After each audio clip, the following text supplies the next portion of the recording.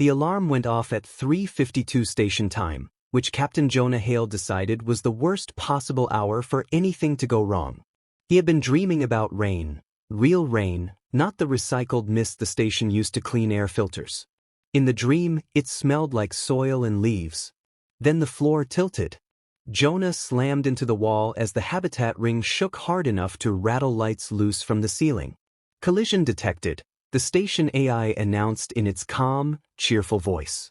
Unidentified object impact in Dock 3. Hull breach sealed. Oxygen loss contained. Have a pleasant emergency. Of course, Jonah groaned as he pushed himself upright. Why wouldn't it be pleasant?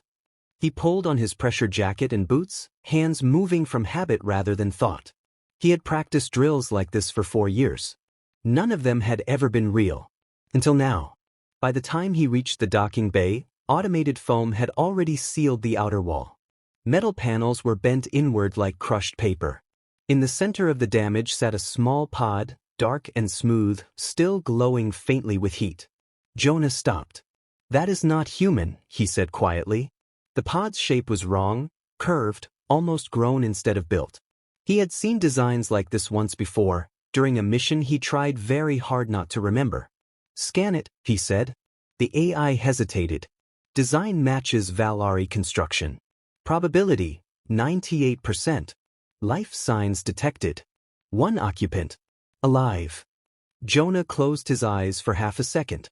Great, he muttered. Just perfect. He opened the pod manually. Cold vapor spilled out like glittering smoke. Inside lay a woman, unconscious, strapped into a seat that looked more like a cocoon than a chair. Her skin was pale gold, her dark hair loose around her face. At first glance, she could almost pass for human. Then he saw her ears, longer, swept back slightly, unmistakable. He lifted her carefully. She was light, far lighter than he expected. Her breathing was steady, pulse weak but stable. A symbol on her collar caught his attention. A circle crossed by a single vertical line. Royal Mark. Jonah let out a slow breath. Of course you are. She stirred as he carried her toward medical. Her eyes opened, deep blue, reflective, sharp even through confusion. You're human, she said. Last I checked, Jonah replied. Try not to move. You took a hard hit. Where am I? Research Station Helios 9. Middle of nowhere. Population, 1. 1.5 now. She studied his face, alert despite her injuries. My name is Lyra. No last name? He asked. Her fingers twitched toward the collar insignia, then dropped. Just Lyra. Jonah didn't press. He scanned her vitals, adjusted the med bed. You're going to be fine. Bruised. Exhausted. Possibly the worst navigator I've ever met. I wasn't navigating, she said softly. I was escaping. That explained everything. Lyra stayed. At first because she had no choice. Then because leaving was dangerous. Then because neither of them said the word, go. Jonah had chosen Helios 9 for a reason. After the failed contact mission near the Vega corridor, after 12 people died because fear spoke faster than understanding, he wanted distance. Ancient ruins didn't argue.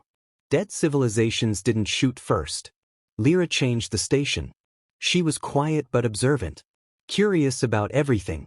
On her 3rd day, she tried to take apart the water recycler because it sounded unhappy. That's just how it sounds, Jonah said.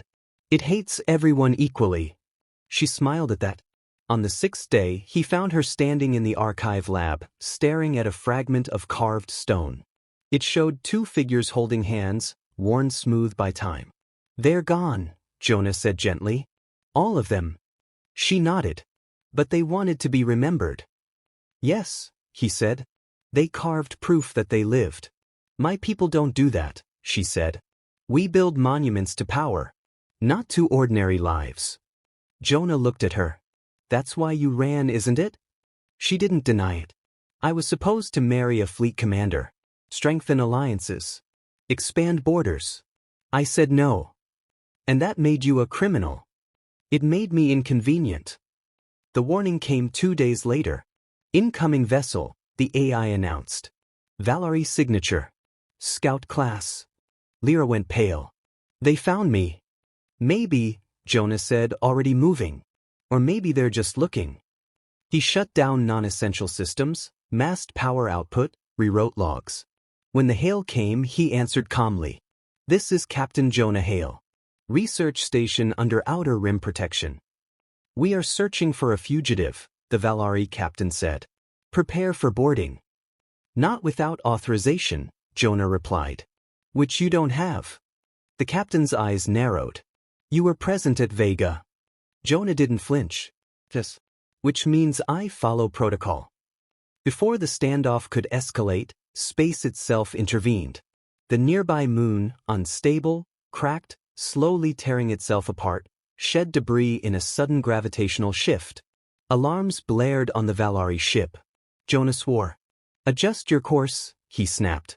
30 degrees starboard. Now. The captain hesitated, then obeyed. The ship barely made it through. When the channel cut, silence filled the command deck. You saved them, Lyra said, stunned. Jonah exhaled. I saved lives. That's different. Later, she asked about the scar on his side. He showed her. He told her the truth. She cried for people she had never met. I can't undo it, she said. But I won't pretend it was right. That mattered more than Jonah expected. They made a plan. A damaged pod. A debris field. A tragic accident during a second moon shift.